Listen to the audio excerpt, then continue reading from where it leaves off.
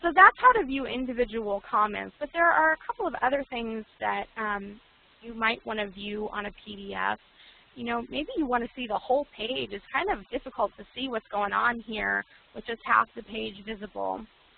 This toolbar here controls your zoom functions and how big you want to make your page.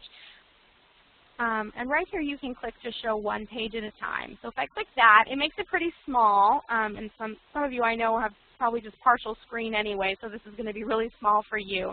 But you can see the whole page at a time. Sometimes it's also useful to see pages side by side if you want to see how a spread is going to look. Again, this is going to make it pretty small for some of you, but I am going to go ahead and show you how to view pages side by side. So once you have your page, the page you want to see, you just go up here to View in the top toolbar and choose Page Display, and then choose 2 Up. And 2 Up is going to show you 2 pages at the same time so you can see the spread.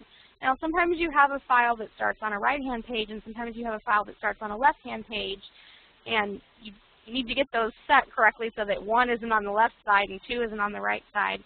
So to make that work, just go back up to View and to your Page Display.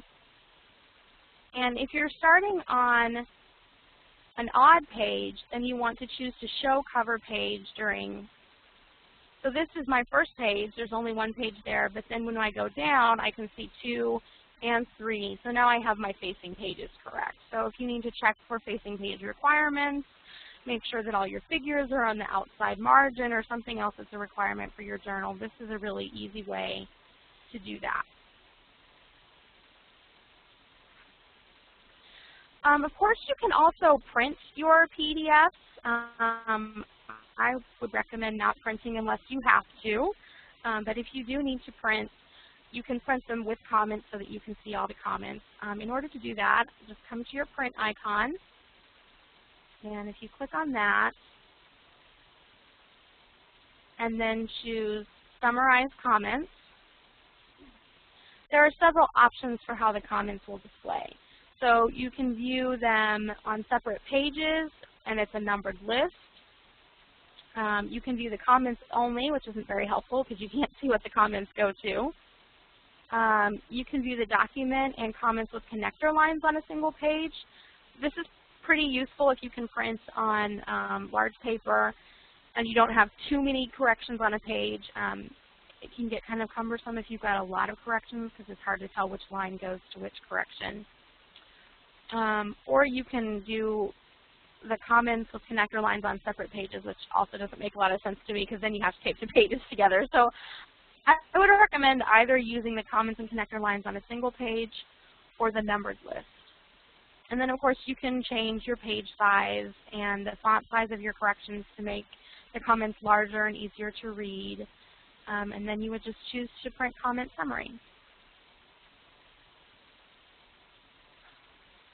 So I mentioned that you can check off corrections as you go, but that's not going to be very helpful if you can't see 2 pages at a time. So usually this works best if you have a pretty large monitor. So some of you are going to see this pretty small in this demonstration, but you can pull up 2 PDFs side by side so that you can view the marked file and the corrected file to make sure that the corrections were made. So to do this, you just need to have both PDFs open, and then go to Window, File, and usually it's best to view them vertically.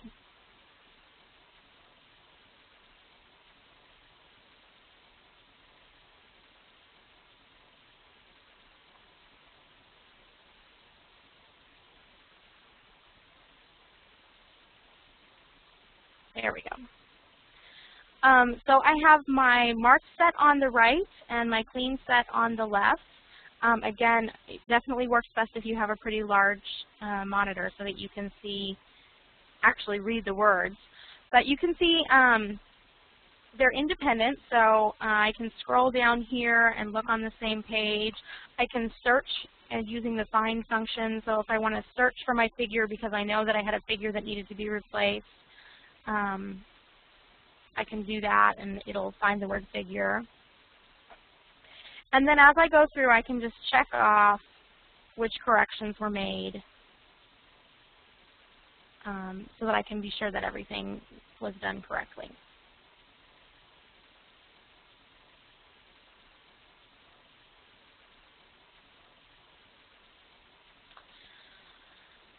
A couple of other things that you might want to do occasionally with the PDF, maybe attach files if you have a large portion of text to be replaced or a figure that needs to be replaced. Again, on your left, there's just a little paper clip, and if you click on that, you'll see where the attachments are, and you can just click and drag files into this attachment window. And that saves them within the PDF, so you don't have to email those files separately. Everything's there, ready to be used. Another question I often get is, how do I note printer's errors versus author corrections versus editor errors? I want to make sure that those are clearly labeled.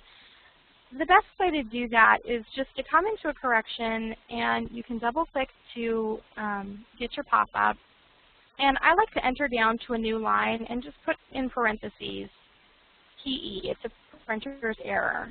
So that's pretty clear to us that it's not part of the replacement text. You're not going to get intelligent PE in your replacement text. If you just put it in parentheses, maybe leave a hard return in between.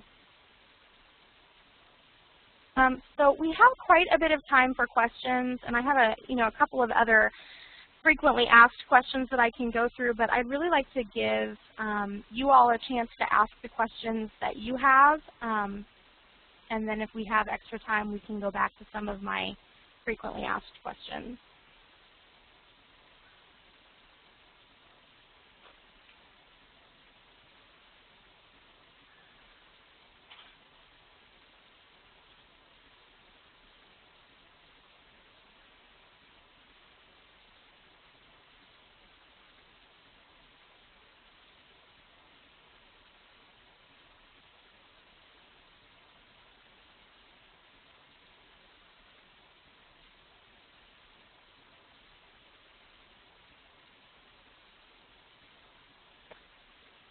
Okay, since we don't have any questions that have been chatted in, I will go ahead and share just a couple more tips.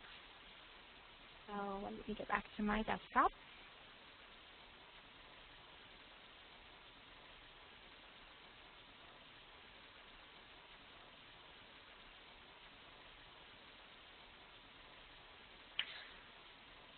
Oh, we do have one? Okay.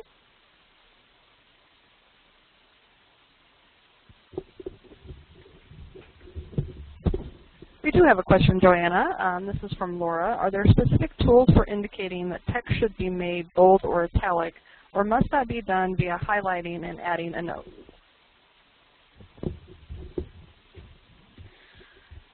Okay, so the question was about noting text for bold or italic, and the answer is that there is not a specific tool that just is used to bold text.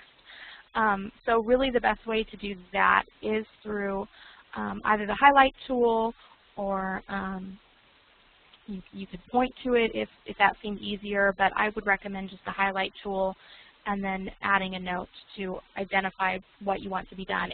Again, if there's a lot of text on a page that needs to be highlighted, to be bolded, you don't have to double-click on every highlighted word to say please bold, please bold, please bold, please bold. Just highlight them all in yellow, for example, and then put a note at the top of the page that says yellow highlights indicate bold text. So that's a simple way to communicate the same correction over and over so that you don't have to keep typing it multiple times.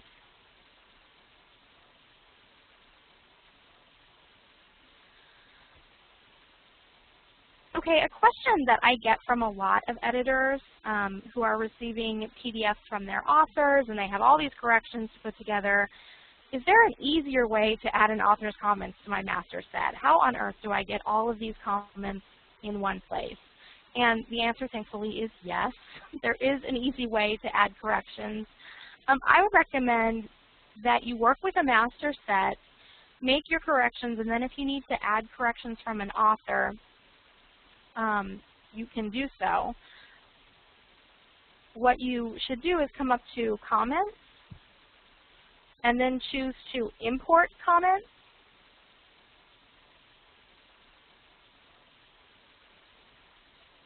And then you can search for the file that you want. So I'm going to choose this one here that I've prepared.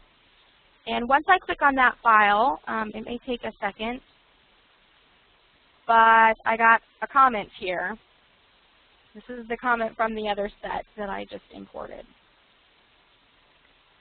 So probably the best way to do this, since you're dealing with some comments that you want to have made and some comments that you don't want to have made, is to go through that author set and delete out the comments that you're not going to import, and then just save that and then import from there, so that you don't have to then go and get rid of all the comments that you didn't want to import.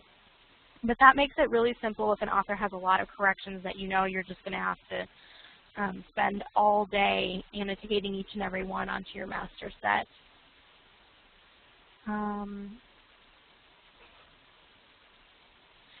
Another question that I often get is, what happens if I need to add a page? I have all these pages, but there's something else that I want to add, and how do I communicate that? There are a couple of different ways, and it kind of depends on the content that you want to add. If you just know that this is going to go on to another page, and because you've added some text, it's probably appropriate to just make a note on the last page that says, okay to flow on to next page. And that will remind you not to, to count that page when you're numbering the issue and everything else. If there's something specific that you want to add, say you know that you need to pick up a page from the previous issue, and you know what that looks like, you can pick it up, you can import the page into the issue. Keep in mind that that doesn't mean that the page is in your native file. It means it's in your PDF file. So if you pick something up and put a new page in, please put a note on it that asks us to actually pick that page up and tells us where you got it from so that we can put it into the native file. To insert pages, you can come to Documents and then choose Insert Pages. And again, you can select the pages that you want to insert. So you'll need to have a PDF of the page that you want to insert. So I'm going to put a little shameless plug for the rest of our webinars into this one. So I'm just going to select my advertisement, and I can select where I want to place it. So I'm going to place it here as page 5 of 6.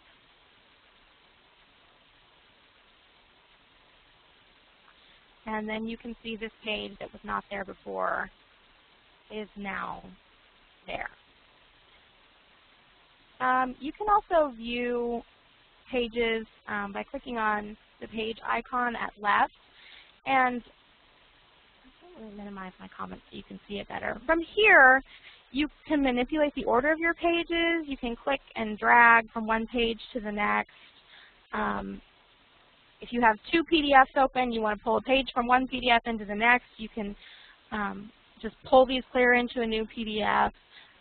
So it really can be pretty easy to put the pages together. Again, keep in mind, if you want to take out a page, we're not necessarily going to know that you took it out if you don't leave us a note. So rather than deleting a page, it's usually best just to put a note that says, please delete this page. And if you do add a page, it's always best to put a note that says, please pick this page up from the previous issue and place it here. It is nice to put those pages in because then we can see exactly what that page should look like so that there's no ambiguity. We know exactly what you want. But we do need to know that it's not already there in the file and that we need to place it.